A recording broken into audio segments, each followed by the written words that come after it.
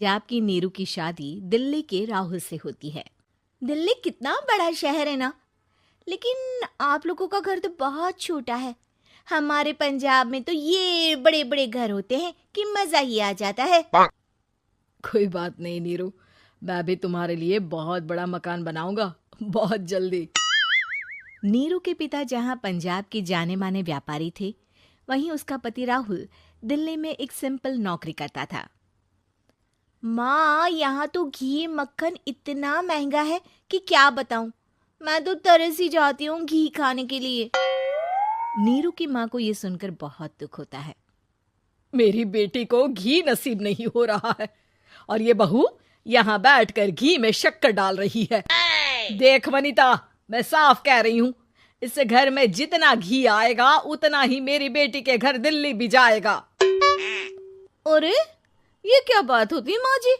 बेटी का उतना ही करो जो अच्छा लगे। अब क्या मायके से घी और मक्खन तक की सप्लाई करोगी आप? हाँ, मेरी बेटी किसी चीज को तरसे मुझसे बर्दाश्त नहीं होता। अब क्या था, नीरू के मायके में 2 किलो घी आता तो 2 किलो दिल्ली जाता नीरू के पास। एक दिन, माँ बड़ी गर्मी पड़ती है दिल्ली में। इस घर में तो एक ही एसी है और वो भी ड्राइंग रूम में। सारा परिवार एक ही कमरे में सोता है। हाँ बेटा, वो तो हर घर की कहानी है। यहाँ भी एक ही एसी है। अरे बिल इतना आता है कि क्या बोलूं। तभी वहां राकेश आ जाता है। माँ, थोड़ी देर में यहाँ कुछ प्लम्बर आएंगे मेरे कमरे में एसी लगाने। जरा ध्यान से लगवा देना ना माँ। ओए, ऐसे कैसे तेरे कमरे में एसी लगेगा? हाँ राकेश, एक बार बात तो कर लेता। अरे पापा, वो वनिता को गर्मी में नींद नहीं आती। ड्राइंग रूम में सबके साथ सोने में वो अनकंफर्टेबल है, इसलिए। अरे पूरे परिवार के साथ वहां तेरी बहन नीरू भी तो सोती है। वो नहीं हो रही क्या अनकंफर्टेबल? समझ रहा है ना? अगर एसी लगेगा तो एक दिल्ली में तेरी बहन के कमरे में भी लगेगा, तभी तू लगा सकेगा। राकेश वनिता को सारी बात बताता है। वनिता करती भी क्या, मन मारकर बैठ जाती है। माँ, ये लोग ठीक नहीं है, क्या करूं मैं? अरे बेटी, यहाँ आ जा, तू यहाँ आकर रह ले। अरे छोड़ दे ऐसे पति को। कैसे छोड़ दूं माँ? समाज क्या कहेगा, लोग क्या कहेंगे? वैसे भी मेरा एक बेटा है मयंक। अरे हटा बेटा, तेरी उम्र ही क्या है, इतनी परेशान रहेगी तो काम कैसे चलेगा। खैर, बात आई गई हो जाती है। माँ को लगता है कि नीरू ठीक है, तो वहीं नीरू के मन में एक ही लाइन चल रही होती है, यहाँ आजा। माँ ने तो बोल ही दिया है कि यहाँ आजा। बस मयंक थोड़ा सा बड़ा हो जाए, इन गरीबों को छोड़कर मैं वापस माँ के पास ही चली जाऊंगी। वो इसी सोच में बाजार में चल रही थी कि मैम, आपका दुपट्टा जमीन को छू रहा है। नीरू जैसे ही उस लड़की की तरफ देखती है, देखती ही रह जाती है। हाय रे, कितना सुंदर लड़का है ये। अब क्या हुआ? मैंने कहा आपका दुपट्टा। तो खुद ही उठाकर दे दो ना। लड़का समझ जाता है कि नीरू उस पर फिदा हो चुकी है। वो उससे उसका नंबर लेकर चला जाता है। अब क्या था, नीरू और रोहित में लगातार बातें होने लगती है। मैं हरियाणा का रहने वाला हूँ, यहाँ एक बड़ी कंपनी का मैनेजर हूँ। अच्छा, और कितने बच्चे हैं तुम्हारे? बच्चे? अरे मेरी तो शादी भी नहीं हुई है। तुम बताओ, शादी करोगी? नीरू शर्मा जाती है। अब लेकिन मैं तो पहले से ही शादीशुदा हूँ। मुझे फर्क नहीं पड़ता, बस तुम शादी कर लो, भाग चलते हैं। बहुत पैसे वाला हूं मैं, हमेशा खुश रखूंगा तुम्हें।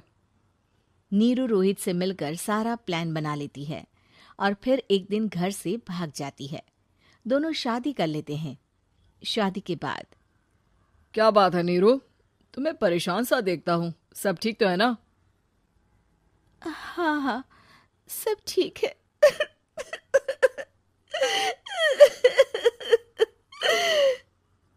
ये कहते कहते ही वो रोने लगती है। अरे क्या हो गया, रो क्यों रही हो? मैंने तुमसे एक बात छुपाई है और वही बात अब मुझे परेशान कर रही है। रोहित, मेरा एक बेटा भी है, उसका नाम मयंक है। क्या बात कर रही हो? ये तुमने मुझे पहले क्यों नहीं बताया? देखो नीरू, मेरी माँ को मैंने ये नहीं बताया है कि तुम शादीशुदा हो। बच्चा मैं मैनेज नहीं कर पाऊंगा। नीरू को समझ में नहीं आता कि वो क्या करे। तुम उस बच्चे को अपनी माँ को क्यों नहीं दे देती? नीरू चुपके से माँ को फोन करती है। माँ, क्या मयंक को तुम रख सकती हो? बेटा, मैं राकेश के साथ बात करती हूँ। आखिर घर का बेटा वही है, जो वो बोलेगा। वैसे भी बेटा, तूने जो किया है ना, उसके बाद से पूरा घर तेरी बुराई कर रहा है। मैं भी अब किसी से तेरे लिए लड़ नहीं सकती। राकेश बेटा, नीरू ने तो जो किया बहुत ही बुरा किया, लेकिन मैं सोच रही थी कि क्यों ना मयंक को हम यहाँ ले आए। तभी वनीता बोल पड़ती है। वाह जी, ऐसे कैसे यहाँ ले आए? यहाँ क्या भंडारा भरा है? और जिस बच्चे की माँ ने नहीं सोचा, उसके लिए हम क्यों सोचे? नीरू को एक बार तो अपने बच्चे के बारे में सोचना चाहिए था ना। अरे लेकिन तेरे पास भी तो लड़का नहीं है ना वनीता। माँ, वनीता ठीक बोल रही है। कल को वो बड़ा होकर इसी घर का हिस्सा मांगेगा तो हम क्या करेंगे? माँ कहती भी तो क्या, वो चुप रह जाती है। वहीं नीरू का पहला पति कहता है। माँ, अगर आज भी वो वापस आ जाए तो मैं उसे माफ कर दूंगा। बेटा, गरीबी चीज ही ऐसी है, क्या करेगा। तू तो अब मयंक का सोच। वो बेचारा तो बिना माँ का हो गया। मयंक के खातिर तू दूसरी शादी कर ले बेटा। लोगों के लाख समझाने के बाद नीरू के पहले पति की शादी रिद्धि से हो जाती है, जिसके पहले पति से 2 बच्चे होते हैं।